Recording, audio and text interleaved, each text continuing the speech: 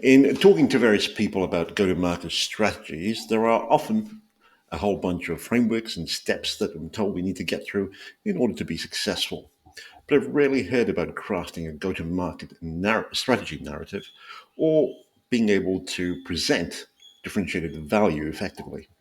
To me, they would seem like important pieces of the puzzle, but there isn't too much conversation happening around it.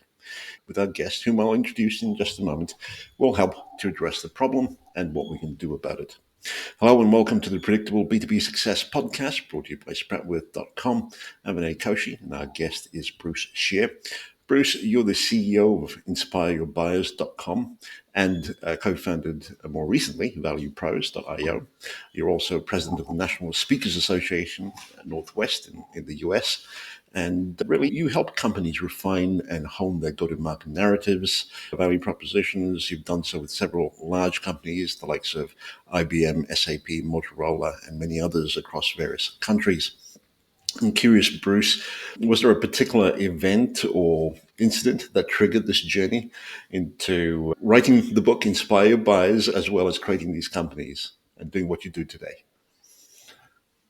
Oh man, this is interesting, Vinay. Sometimes I just ask myself, how did I fall into this work and doing this? There's no business degree Mhm. focused on this. I just gravitated towards it. I've been a business person. I've got an undergrad in business, MBA, and then I continued my business learning, Vinay, representing University of California, Berkeley, and other institutions across Asia Pacific. Mm. I got paid to learn at that point in time. I've been steeped in the business world. I've worked in the whole area of service quality improvement for years. And then I just migrated towards marketing, specifically technology marketing, and really fell in love with that. And then moved it more into the world of revenue enablement is what they call Mhm. it today. When I was working on this, we didn't even have a name for it. I think at the time it was called field marketing. It evolved to sales enablement, now revenue enablement. And I think I've just been in the right place at the right time as well. I've served some just amazing clients that helped me learn and grow along the way. So it's been a hell of a career. I jokingly tell people, Vinay, I've never worked. I've been a career consultant and I've worked with some serious working people, but I've been able to mix my work, my time and pleasure and serving them. I'm excited to talk today about the whole notion of a sales narrative and a go-to-market narrative and how we can help people get their story straight, because that's where I've landed. What would you say would be your personal area of strength? My personal area of Correct. strength, I'd probably characterize it around my Mhm. curiosity. I love learning about new spaces. I work with new clients and new spaces all the time. My existing clients, especially in the technology sector, they're always trying to move into new Mhm. territory, new ground. They're trying to maintain relevance, increase relevance, again, with part of a growth ambition. And so I just get to get in there and learn and understand, look for patterns. And so I'm wired that way. In this era of AI, Vinay, I don't know if you've been having as much fun as I have playing with all these tools and capabilities, but it's turning Bruce into a superhuman. I could just do so much more. That's probably my strength, curiosity and zest Mhm. for what I do and how I help people. It just creates so much value. It really turns me on. What would you say is something that businesses don't know but should? One of the things I talk about, which was the impetus for the book, I call it the narrative blind spot. And I think that's one of the biggest issues that my clients don't see. Very often they'll create Mhm. messaging. And I'll come into an organization. I go, let me see the strategic messaging document, the brand guide, the message. And these types of assets get created. But what's missing, and most often, I rarely ever see it, is a true narrative, Mhm. buyer centric narrative that helps the organization really speak the buyer's language, project the buyer's concerns, what they should be concerned about, Mhm.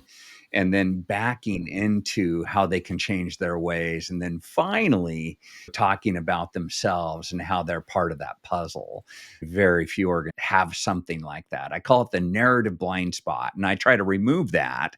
And that's what my best-selling book was all about: inspire your buyers, go to market with a story that sizzles. Certainly.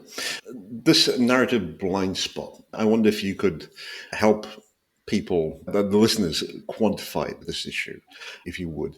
What is it costing us to not have this narrative in place? Oh boy, I don't have any necessary study data behind this. The power of a narrative. Boy, I can give you some stories. Do you know the company called Concur by any I've heard of chance? it. They in the expense management Yep. space. If you were running around airports back in the day, et cetera, you were probably taking photos of your receipts, and that would go into the Concur Yep. app. And then it would allow that expense to be accepted. Or if you overspent, it would say, hey, that's no Mhm. good. But that's Concur, helping organizations manage their travel expenses. And they allowed me to come in and build a narrative for them, a sales narrative for their organization. I'm out in the UK introducing their new narrative, but the importance of having a visual narrative. It's not just words do matter hugely, but how can you visualize that narrative in a way that your buyer could understand and take action?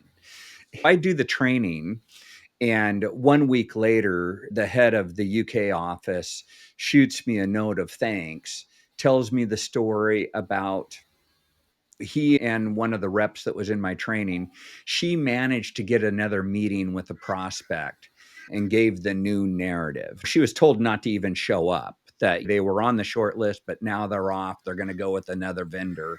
But she begged, and they allowed her to go out, and the MD joined her on that meeting. The narrative, Mhm. the new story. And the story was all about the customer's world, and then how Concur came to the rescue and enabled some capabilities that would completely change how they managed expenses and all the associated benefits with that. Long story short, they closed the deal immediately with the new narrative. So I built a sales Mhm. narrative for that whole organization.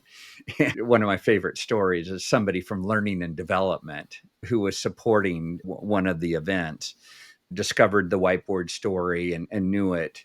And then she herself gave it and closed a deal, and she wasn't in sales. So the power of a great narrative, it is a great revenue growth Mhm. enhancer. You don't have to invest millions like you would in the product, but back to the blind spot point, you should invest something and get it right, Mhm. because it makes it a party for everyone. Okay. I've got a lot of stories along those lines. In the B2B world, have you ever heard the phrase B2B stands for boring to boring? I don't know who coined it, but just having a narrative really spices it up, Certainly. helps your buyer Mhm. buy Uh, when done right. So, listening to what you were saying, there's certainly a lot of truth in the fact that the person who shares the best story wins the sale, at least from your first example.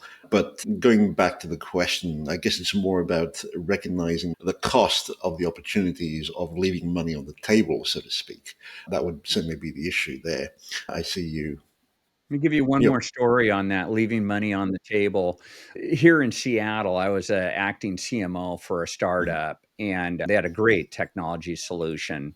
It was helping managed service providers provide their solutions to small to mid-sized businesses. It was a collaborative platform where a managed services provider could go in and set objectives, business goals with their client. They're managing the IT Mhm. infrastructure for that client, but they could tie that to business goals and use that as an accountability and collaboration conduit between the buyer and the managed services provider. My client built this beautiful little platform to make all that happen. And so, anyways, I'm doing a focus group testing out our messaging and a new narrative. And there was a CEO of a managed services provider in our focus group. And he exclaimed when I was done, he goes, I just met with their sales guy and he didn't mention any of this. and thank you very much for participating in this. And he goes, man, if I would have known. So anyways, he became a customer the next day. And the only thing that changed was that narrative. That's it. No, it's just making sure there's real value so that that buyer could buy and truly comprehend that. And that's what we're trying to do. These narratives, they're for the whole company. If I'm hearing you correctly, it's not just for marketing and sales or the senior executive leadership. It depends on the context. There's whole company narratives. That Concur example would be a whole company narrative because the company is the solution at that point in time. But you can have point solution narratives. Really, the acid test is what's the selling conversation you want to have. I've worked for a ton of work with Hewlett Packard and Microsoft. They've got a multitude of solutions. So it's not one sales narrative. You're selling multiple different things. Depending on the context of the customer and what they need, you can pull the right narrative out and have that conversation, that selling conversation with that narrative as the backbone for that conversation. Certainly. Does that make sense? Yeah. So it's not a brand story. It's really, what are you trying to sell? Let's build a sales narrative around that. And that'll guide that selling conversation. That's the ultimate acid test. The digital to human and human to human conversation. What's the narrative structure for that? That's what we're designing. I'm curious with this idea of building a narrative that's meant to help the go-to-market endeavors. One of the issues that I often come across is that people very often are not very clear about who their right buyers and customers. Is that something that you encounter on a regular basis, or have they already nailed that down? Gosh. And I do all the time. Right. I'll ask, hey, who's our target buyer? And I just did this with a gentleman. He's a founder of a really interesting company. But I was asking him who the buyer is, and he gave me a list of, probably 20, 25 titles. And I looked through that, and obviously, just painfully obvious to me, but probably 10 out of those, there's no way in hell they'd have a budget to buy. He's thinking of in the ecosystem, who could be involved in my solution? But that's not the question that you should be asking. The big question is, who are we selling to? Who's going to be involved in the decision making, not influencing, but who's a true decision maker for this solution? And then once we've got that identified, then we can start to craft a narrative that would resonate with that target buyer, is what I call it. And so very often, Vinay, I'm asking, who's the person that most often signs the contract or gives the nod of approval so that contract can be signed? Who would that be? One other sales consultant who I really respect and appreciate, one of my favorite terms ever, I put it in the book and attributed it to him, Steve Martin, but the bully with the juice, who typically is the decision maker by role and responsibility area for the solution that you want to sell. Vinay, there is some complexity to that very often, though. If I've got a client that wants to go into multiple verticals, and if it makes sense, I've got a chapter in the book. It's called Tailor Your Narrative. And what you do, though, you come up with a central narrative, but then you can tailor it to different buyers and different verticals when that makes sense. Certainly. Okay. Let's say we've identified the buyers. Is there a particular approach that you would recommend to ensure that they have been correctly identified within the organization? In the book, we talk about how to develop a narrative. And one key part of our process, one of the big things that makes my firm a little bit different, and one of the disciplines I talk about in the book, is we validate. We listen to our clients, and they've got their opinions on who the target buyer is. And very often we'll come in and help shape an opinion or perhaps even a new opinion around where they're going to get better traction, better go-to-market success, pivoting and targeting on a different buyer. But we'll get anchored on that. We'll design and develop a narrative, but we actually go out and test. If it's not landing, that's where we'll catch where we missed the mark and we can recalibrate. Validation's a key part of the process of getting this right. Certainly. So could you give us an example of what validate audience and the messaging looks like? Or how to do that? How do Or you validate? it's a collection. It's a collection of dialogues with that target audience, and then you test the narrative, and it's really fun. I talked about how a great narrative is also a visual narrative, and I highlight a bunch of stats around how important that is. But for memorability, making sure your message and your narrative sticks, help your customer visualize it. A guy just shot me a note today from a company called Workfront that was acquired by Adobe. It took him 9 months to respond to me on LinkedIn. Busy guy. But I congratulated him on his position and said, "Hey, when you were at Workfront, I created a whiteboard story for you, and I hope you found that helpful." And he, in his LinkedIn note to me today, just said, "Oh yeah, the one around DX equals this." And I had created a whole visual picture for them to use with their buyers. And it just incredibly memorable for him. He'll never forget it. Anyways, in the validation process, we'll test the visuals and the storyline. And then often we'll ask the target audience, hey, what did we get off? Did we clearly define the problem state? Or how could we have made that visually uglier? Bruce, you forgot blah, blah, blah. Make sure there's lots of rubber bands laying around it. So, yeah, I'll enlist them to help me figure out how to characterize things to create even more urgency and pain. And then also characterize the beauty. How do I draw the desired state and where you guys landed or would land with the solution? How can I make that even more beautiful? So the validation process is not only just making sure it hits the mark, but we even uplift through that process. Very often, Vinay, I've been doing this for 20 years. I always learn something through validating. It's never that we got it 100% right. And very often we'll launch a narrative. I did this for eBay Enterprise. They were acquired, or no, the company acquired one of my clients and then called it eBay Enterprise. But a couple months later, we did a swing back and some of the sellers were mischaracterizing the narrative and part of it wasn't landing. And we were getting that feedback and we were able to up level that narrative and make it even better. It's not like it's done. Yep. We'll validate it, we'll launch it, we'll fine tune it. And then change happens, new functionality, new competitors, a merger, the capability set changes, and hopefully for good reason. And then we need to recalibrate that narrative yet again very often and make it more relevant for today's.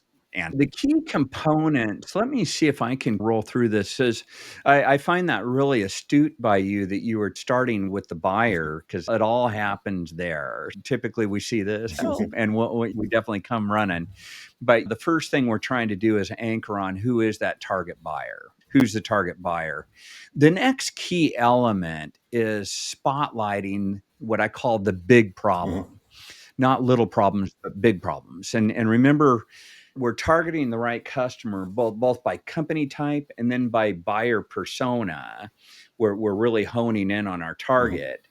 And then we want to solve a problem for them that's a big problem, not a little problem. Because typically decision makers, they like to focus on big problems, not little problems. If it's a little problem, they'll delegate that off. So we need to rise up to their level and highlight, hey, here's a big problem and an opportunity to resolve this problem. But you've got a big problem. You either know it or you don't know it. But we want to shine a spotlight on it to make sure you're hopefully painfully aware of it at this point forward. I use the metaphor of a spotlight because it shines the light on the object and then it makes everything else dark in comparison. And that's what I'm trying to tell revenue professionals, that focus on that problem, spotlight that. Don't talk about anything. Last thing you do is talk about yourself. Talk about their problem and help them see their problem in a new light. And that's bringing insight to them. And executive decision makers appreciate insight. Certainly. So that's what we're trying to do. Really showcase, hey, Houston, you got a problem. That's really interesting. How do you enable people to understand what the big problems are? What the big problems are? Because I love the That's, analogy of the that spotlight. is, For them, it's usually blended in with everything else that's going on within the organization. yeah. So Yeah. how can we characterize that and frame it in a way that's Mhm. clear, compelling, and I call it Yeah. catalyzing, that somebody really wants to solve it? Because it might be a problem that they're aware of, but they've just become comfortable Mhm. with it. Hey, what can we do?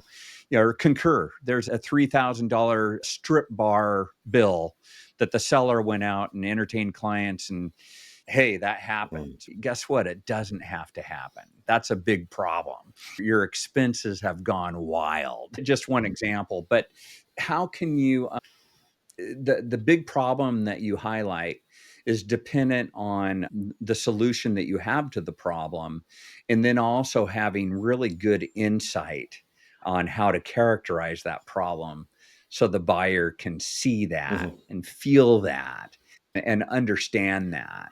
So there's typically three elements that we look for as we characterize the Mhm. problem. Where's the emotional pain? Where's the operational pain? And then where's the financial pain in that buyer's Mhm. universe? Where it gets more challenging, Vinay, this isn't easy to do, but how do we characterize that problem in one, two, three, or no more than 4 words? Mm. Because I'm a big believer in naming Right. the big Mhm. problem, giving it a name, and then you can talk about the many challenges around that problem, and then all that, the emotional hardship, the operational hardship, and the fiscal Mhm. financial hardship that's associated with that big, ugly, nasty Mhm. problem that now you can't unsee. Yep. How do we, so that's the beauty. When that's done, it moves mountains, because some of the complexity around solutions that sellers are selling, it requires a lot of change, it requires a lot of money. This gives you the gravity to unseat Mhm. the status quo and move that buyer forward when this piece is done right. When you haven't established a big problem, then you're typically wasting both your and the buyer's time from that point Mhm. forward.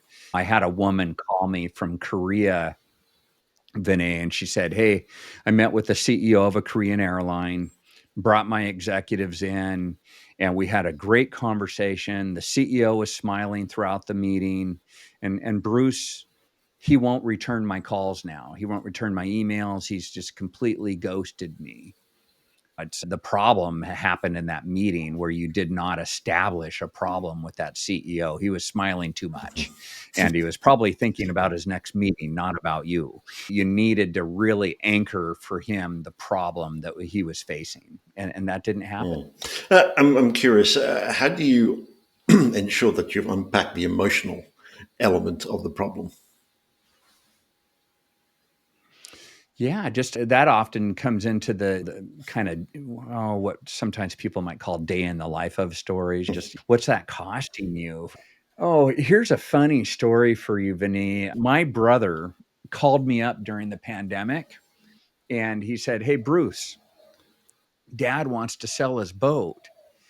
And Vinay, I'm like, I immediately, my brain races ahead and I go, oh shit, that means I'm selling his boat. And my brother giggled and he said, yeah, I was hoping you were going to say that. And I'm like, oh, great. And then he put even more weight on my shoulders and he wants to sell it on Craigslist. Now, my dad's turning 95 next Oh, month. wow. He actually retired when insurance companies were making him digitize a lot of the records in his office. And he said, forget it, I'm out. So he's not a lover of tech, but he wants to sell his fishing boat on Craigslist. So my brother goes, yeah. And I'm like, oh, no, great, cool. Okay. And then my brother goes, yeah, Bruce, but I was thinking you might want to buy it. And I go, I might want to buy it. An old, polluting, gross small fishing boat?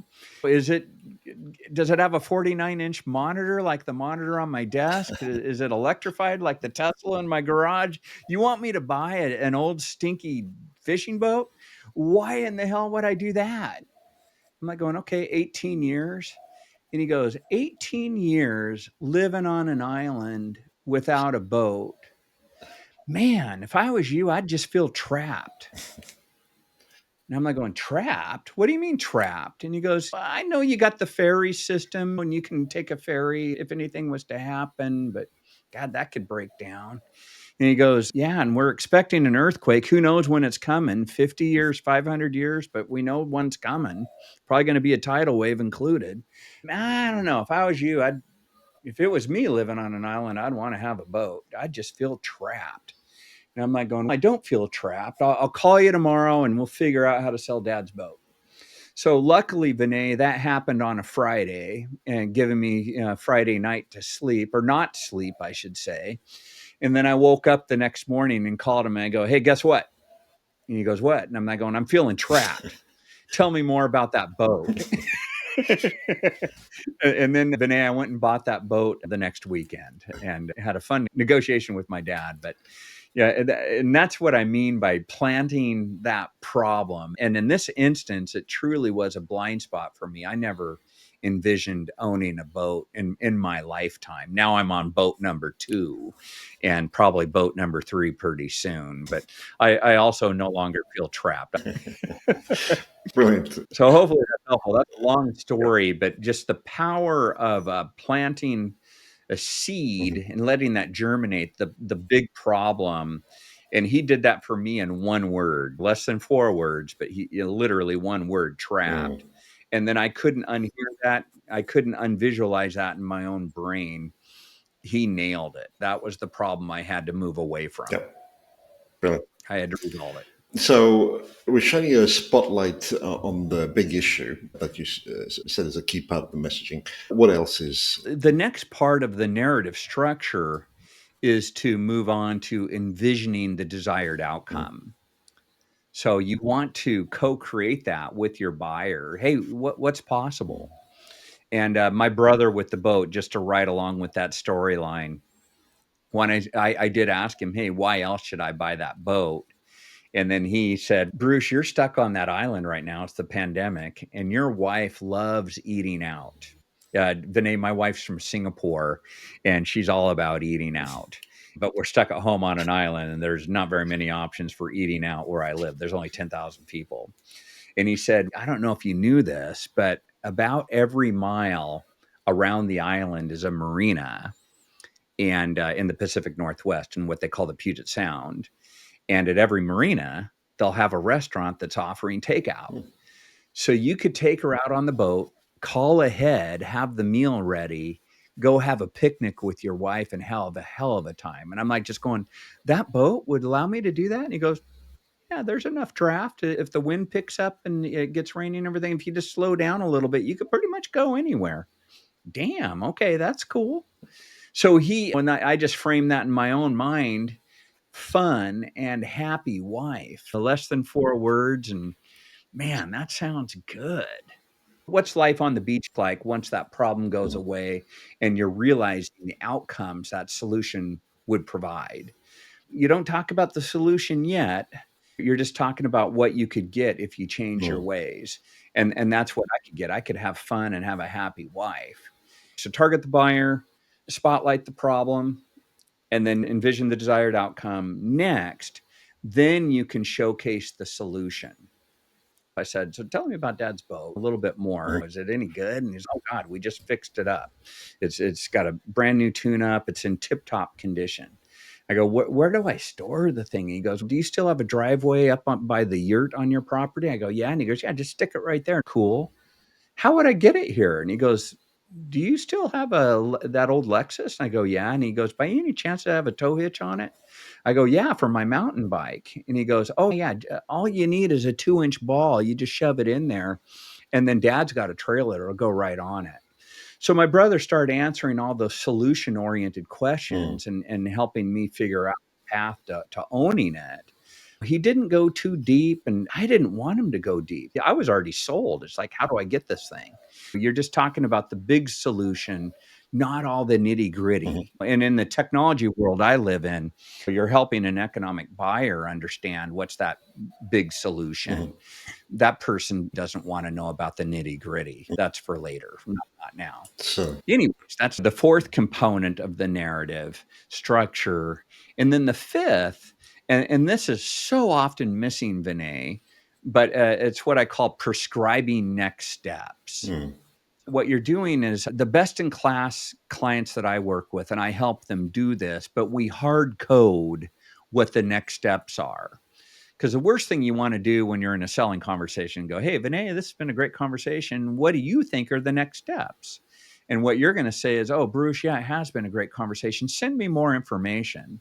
Or even worse, you might say, hey, send me a proposal. What you want to do is, and instead, I'd say, hey, Vinay, this has been a great conversation. Based on the conversation we just had, my experience, here's what I'd like to recommend as next steps for us. First and foremost, we should do an assessment. So if you'll allow me, I'll talk to a few of the people involved in this area of your business. And what I'd like to do is just assess what's the degree of change and the value that could be created if we change in this direction. mhm.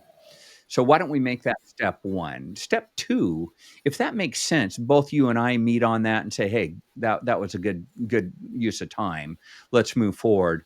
The next thing we could do, Vinay, is set up a proof of concept for you and make sure that we could realize the value that we're predicting in your situation. And then step three, business case. Step four, we could go through some purchasing process. Step five, we should schedule a launch and a readiness activity around this new solution for Mm. you. So you're laying out the path to buy. And best practice is to lay it out, not just to sign the contract, but go past that Mm. point. How does that customer or client start realizing value? So lay out that journey step by step, so then that buyer can buy and go, hey, that all makes sense. All right, let's start with the assessment. What do you need from me, Bruce? So, if I understand this correctly, you actually help clients focus in on outcomes rather than features or solutions. Would that be correct?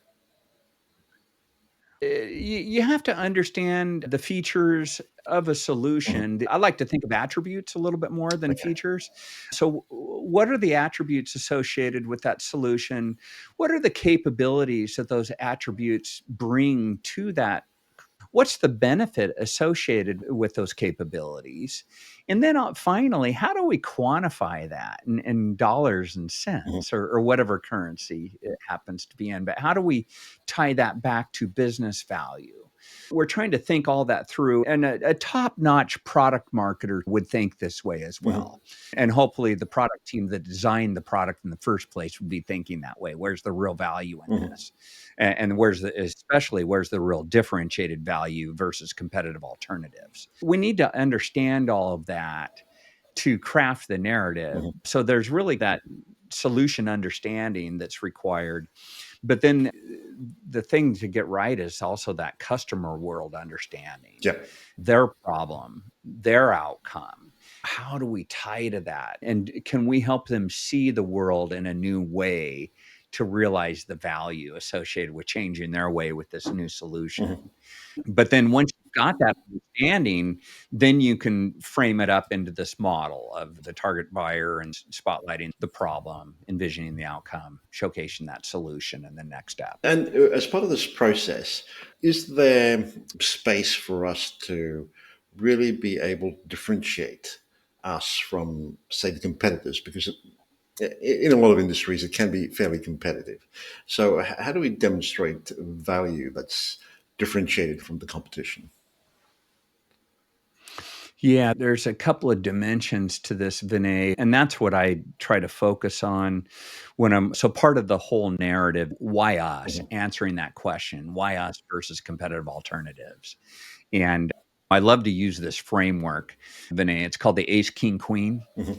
So, what's the differentiating attribute that we have that they can't find anywhere else that creates differentiated value?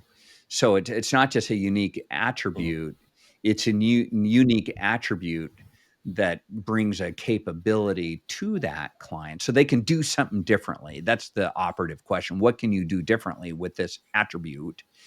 And then what's the value associated with that? How does that reshape the operational perspective, the emotional perspective, and also very importantly, and probably more importantly, as we move into 2025, the business or the financial perspective associated with that differentiated attribute. So it's trying to understand that. And we typically, I normally like to look for 3 attributes that we can showcase that you can't get anywhere else. And I've used the framework over the last, 14 years, the ace, king, queen. But Vinay, if you ever come over the US, I don't know if Chevron would have this over in where you're living, but Chevron in the petroleum space, I'm in the familiar with consumer the market, company. We don't have them here in Australia, if you but go to yeah. Chevron, one of their petroleum stations or gas stations, you'll see that they'll have signage and it says with Techron. And it's interesting. Many gas companies put an additive in their fuel, Mm. but Chevron gave their additive a name.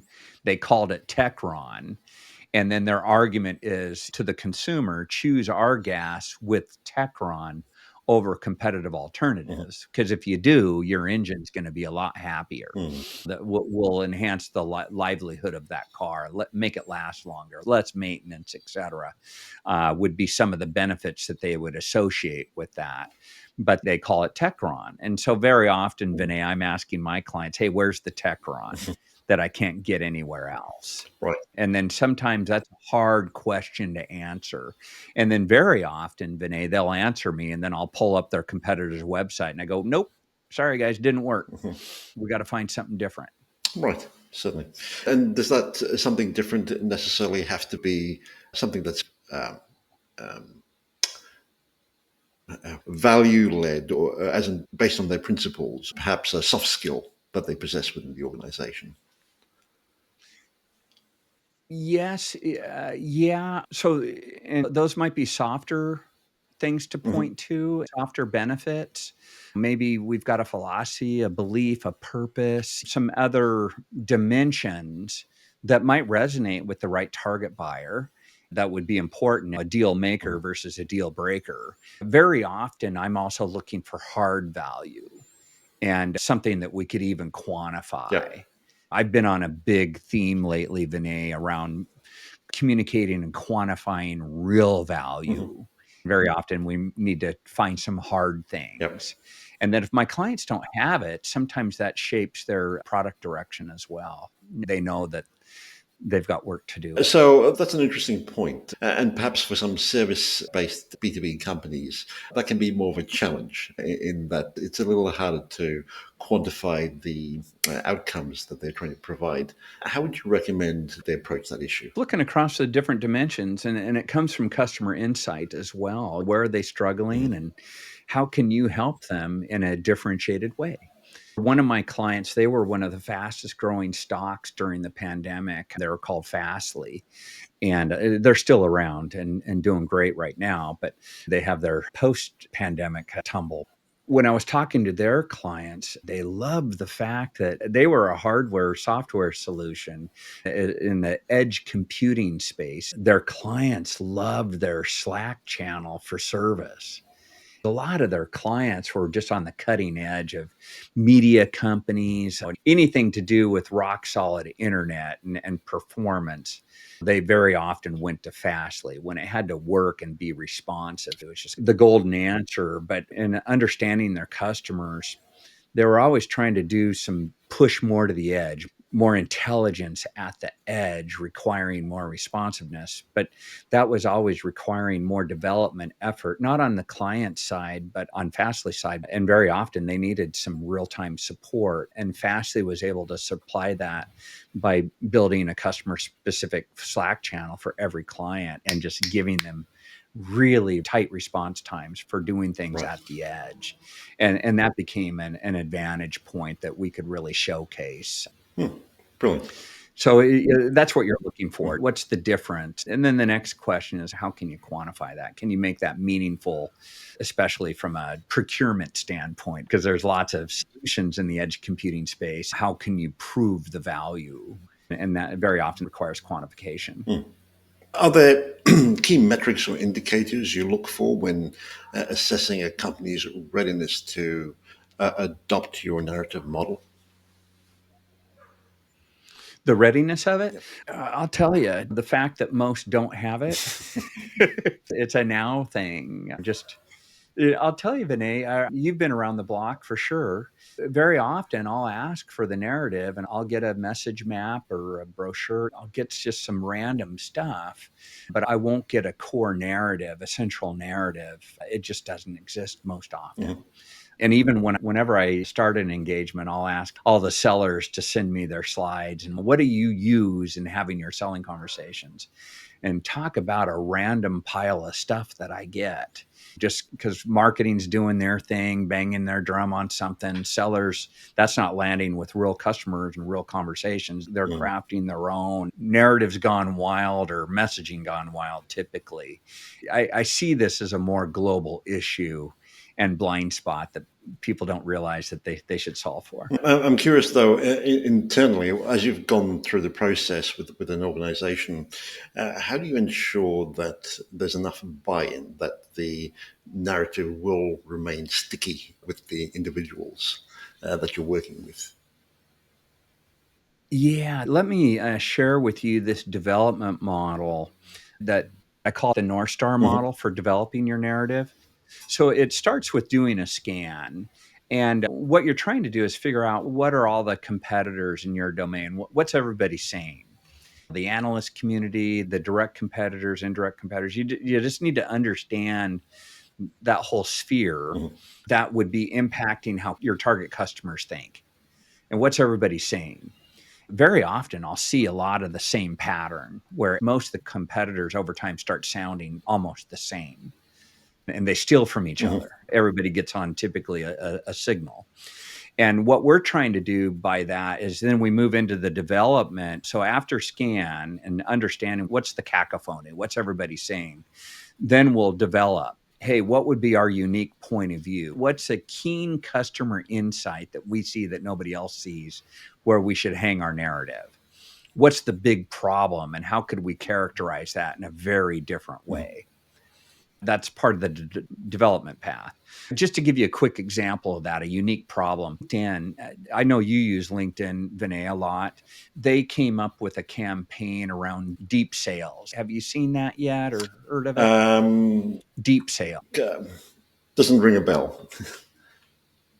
And so what they're trying to do with LinkedIn, with Sales Navigator, they've got some new AI stuff going on Mhm. where there's account IQ and there's some other type of AI magic that they're trying to blend in with the paradigm that if sellers have deeper understanding about the account, they're going to get better results. Some friends of mine featured that in Harvard in December in the Harvard Business Review that the sellers that prepare and understand their clients, they perform better. Mhm.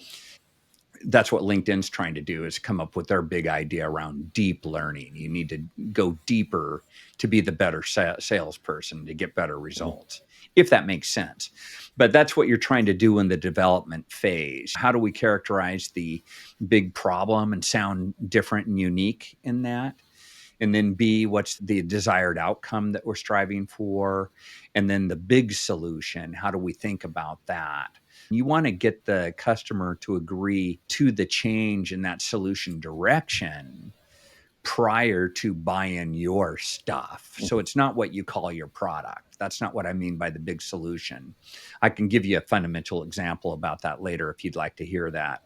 But you develop that whole narrative structure, then you get out and test it with your target audience.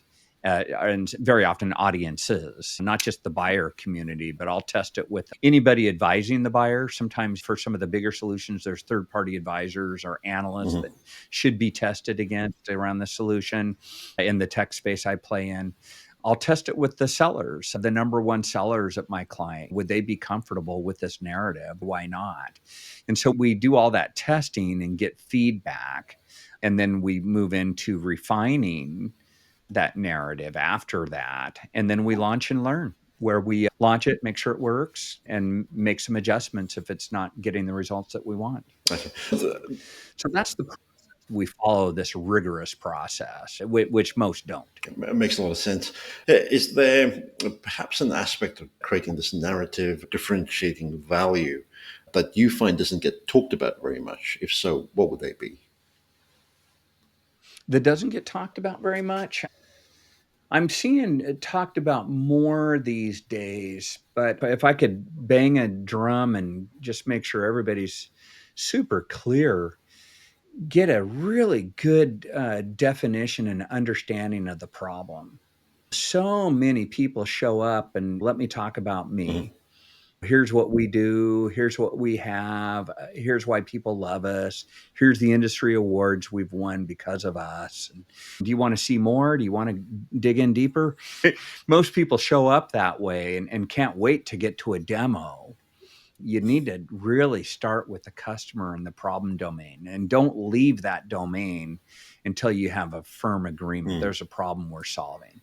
And so that's probably the biggest sin that I see, not being problem centric, being solution centric instead. So, Bruce, what would you say would be your top takeaway?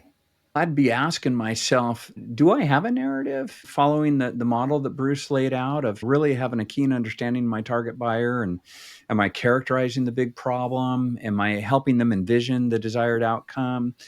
Am I showcasing the solution in a way that's more conceptual, not into the nitty gritty, Mhm. but getting somebody excited about the solution and the path to solution?